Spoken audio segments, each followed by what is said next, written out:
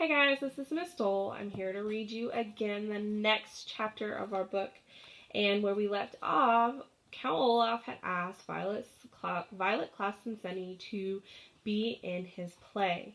So here we go. I'm going to show you our picture. I love that they're always at the beginning of the chapter. It kind of sets it up for what's going to happen sometime in that chapter. So I think it's super cool.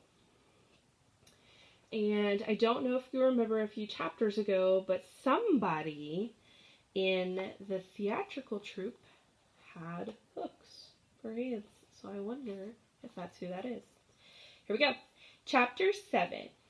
There are many, many types of books in the world, which makes good sense because there are many, many types of people, and everybody wants to read something different.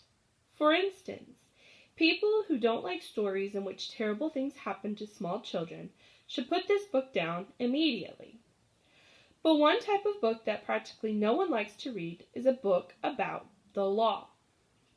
Books about the law are notorious for being very long, very dull, and very difficult to read.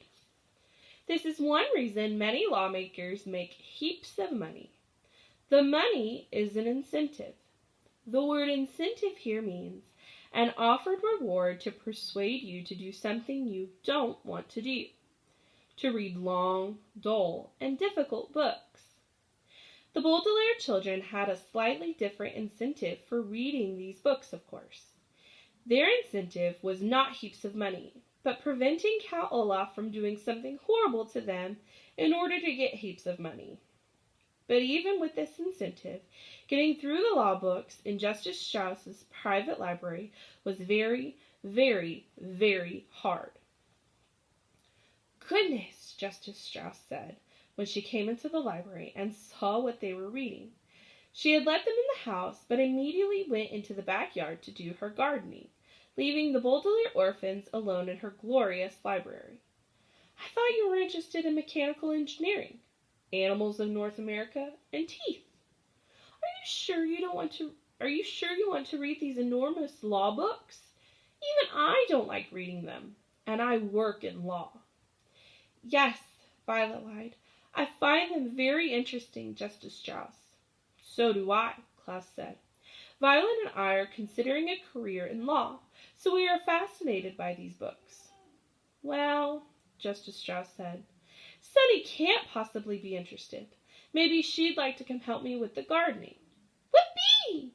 Sunny shrieked, which meant I much prefer gardening to sit around watching my siblings struggle through law books. "Well, make sure she doesn't eat any dirt," Klaus said, bringing Sunny over to the judge. "Of course," said Justice Strauss. "We wouldn't want her to be sick for the big performance." Violet and Klaus exchanged a look. "Are you excited about the play?" Violet asked hesitantly. Justice Strauss's face lit up. "Oh, yes," she said. "I've always wanted to perform on stage, ever since I was a little girl. And now Count Olaf has given me the opportunity to live my lifelong dream. Are you thrilled to be part of the theater?" "I guess so," Violet said. "Of course you are," Justice Strauss said, stars in her eyes and Sunny in her hands. She left the library, and Klaus and Violet looked at each other and sighed. "She's stage struck," Klaus said. "She won't believe that Count Olaf is up to something, no matter what." "She wouldn't help us anyway," Violet pointed out gloomily. "She's a judge, and she'd just start babbling about loco parentis like Mr. Poe." "That's why we've got to find a legal reason to stop the performance," Klaus said firmly. "Have you found anything in your book yet?" "Nothing helpful," Violet said, glancing down at a piece of scrap paper on which she had been taking notes. 50 years ago there was a woman who left an enormous sum of money to her pet weasel and none to her 3 sons. The sons tried to prove that the woman was insane, so the money would go to them. "What happened?" Klaus said. "I think the weasel died," Violet reported. "But I'm not sure. I have to look up some of the words." "I don't think it's going to help us anyway," Klaus said. "Maybe Count Olaf is trying to prove that we're insane so he'd get the money," Violet said. "But why would making us be in the marvelous marriage prove we were insane?" Klaus asked. "I don't know," Violet admitted. "I'm stuck. Have you found anything?" "Around the time of your Weasel Lady," Klaus said, flipping through the enormous book he had been reading. "A group of actors put on a production of Shakespeare's Macbeth, and none of them wore any clothing." Violet blushed. "You mean they were all naked on stage?" "Only briefly," Klaus said, smiling. "The police came and shut down the production. I don't think that's very helpful either. It was just pretty interesting to read about." Violet sighed. "Maybe Count Olaf isn't up to anything," she said. "I'm not interested in performing in his play. But perhaps we're all worked up about nothing. Maybe Count Olaf really is just trying to welcome us into the family." "How can you say that?" Klaus cried. "He struck me across the face." "But there's no way he can get a hold of our fortune just by putting us in a play," Violet said. "My eyes are tired from reading these books, Klaus, and they aren't helping us. I'm going to go out and help Justice Strauss in the garden." Klaus watched his sister leave the library and felt a wave of hopelessness wash over him. The day of the performance was not far off, and he hadn't even figured out what Count Olaf was up to, let alone how to stop him. All his life, Klaus had believed that if you read enough books, you could solve any problem, but now he wasn't so sure. "You there!" A voice coming from the doorway startled Klaus out of his thoughts. "Count Olaf sent me to look for you.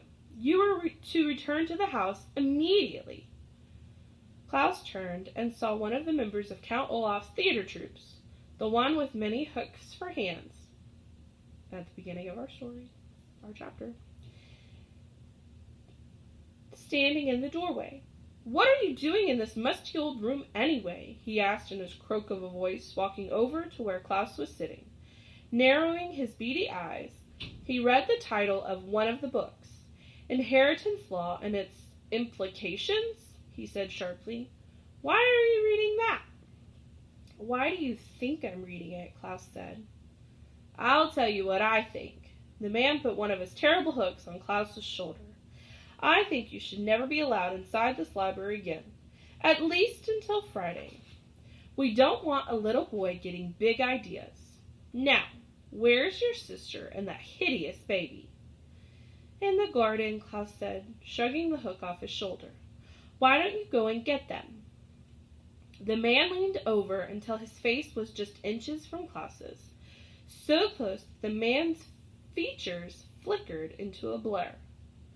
"Listen to me very carefully, little boy," he said, breathing out foul steam with every word. "The only reason Count Olaf hasn't torn you from limb to limb is that he hasn't gotten hold of your money. He allows you to live while he works out his plans. But ask yourself this, you little bookworm.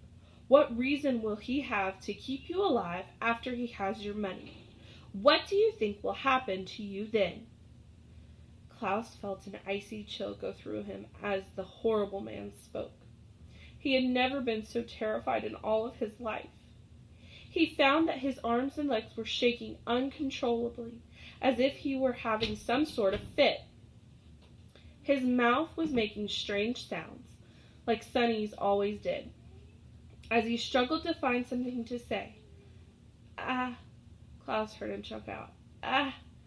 "When the time comes," the hook-handed man said smoothly, ignoring Klaus's noises, "I believe Count Olaf just might leave you to me. So if I were you, I'd start acting a little nicer." The man stood up again and put both his hooks in front of Klaus's face, letting the light from the reading lamps reflect off the wicked-looking devices. "Now, if you will excuse me, I have to fetch your poor orphan siblings." Klaus felt his body go limp as the hook-handed man left the room, and he wanted to sit there for a moment and catch his breath. But his mind wouldn't let him. This was his last moment in the library, and perhaps his last opportunity to foil Count Olaf's plan. But what to do? Hearing the faint sounds of the hook-handed man talking to Justice Strauss in the garden, Klaus looked frantically around the library for something that could be helpful. Then, just as he heard the man's footsteps heading back his way, Klaus spied one book and quickly grabbed it. He untucked his shirt and put the book inside, hastily retucking it as the hook-handed man re-entered the library, escorting Violet and carrying Sunny, who was trying without success to bite the man's hooks. "I'm ready to go," Klaus said quickly, and walked out the door before the man could get a good look at him. He walked quickly ahead of his siblings, hoping that nobody would notice the book-shaped lump in his shirt. Maybe, just maybe, the book Klaus was smuggling could save their lives. And that is the end of chapter 7. Ooh, it's starting to get really interesting. I wonder what's going to happen and what book Klaus took. I guess we'll find out in the next chapter. But until then, be safe, be healthy, and goodbye.